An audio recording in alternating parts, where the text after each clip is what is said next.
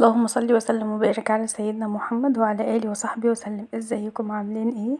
يلا بينا بقى وهناخد جولة كده على كورنيش النيل، حاجة كده ممتعة جدا. يلا نصلي على الرسول عليه افضل الصلاة والسلام ونشوف العظمة دي. طبعا كان بالليل، كان نفسي اصور لكم كده مع الغروب. بيكون الوقت الغروب كده بيكون النيل تحفة بجد. دي جولة سريعة. وفي هناك كافيهات، ده بعد التجديد. انا كنت صورت لكم قبل ما يبقى فيه تجديد، وطبعا صورت بعد التجديد زي ما وعدتكم. قلتلكوا ان شاء الله اول لما يجددوه ويخلصوه هنصور مع بعض، وفعلا صورت لكم. بس بجد ما شاء الله حلوة قوي قوي،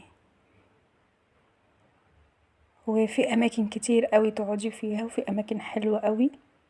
شايفين العظمة؟ ما شاء الله.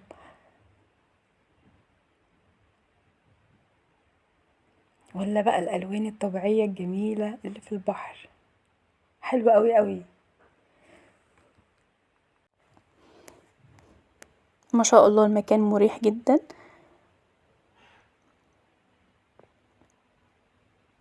وفي اماكن كتير قوي ممكن تقعدوا فيها.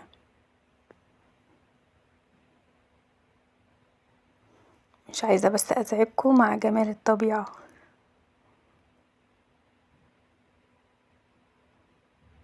شايفين الجمال؟ حلو قوي قوي ما شاء الله.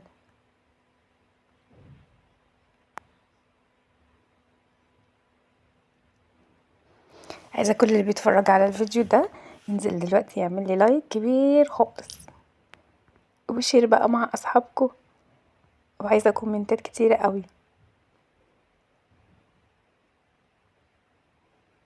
مكان نضيف جدا وحلو ومريح نفسيا، تحس نفسك ان انتي في اسكندرية مش في القاهرة خالص.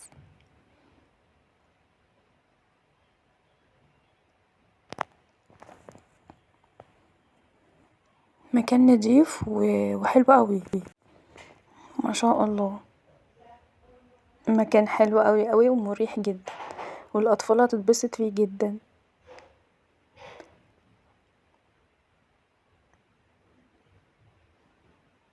شايفين كم النظافة والجمال والحلاوة؟ بس بجد كان نفسي اصور لكم كده مع الغروب، بيكون النيل في حتة تانية خالص، بيكون المنظر تحفة اكتر من كده بكتير. حاولت على قد ما اقدر كده اصور لكم من اوله لاخره. يا رب يكون بس فلوجة كده بسيط ويعجبكم ان شاء الله، وتكونوا غيرتوا جو شوية من المطبخ ومن الفيديوهات بتاعة الاكل اللي احنا بنعملها دايما. كده قلت نغير شوية. لو حابين مكان معين نصور فيه ياريت تكتبولي في التعليقات.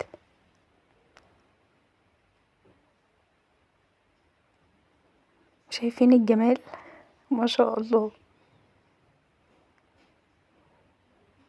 دي بقى بتعمل الوان، حاجة تانية ممتعة قوي.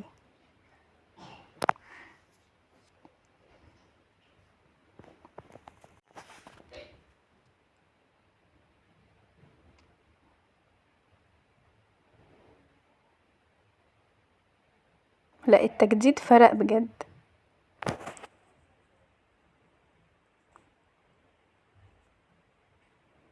ما شاء الله مكان راقي جدا وهادي وكبير قوي، والاولاد ان شاء الله هيتبسطوا فيه.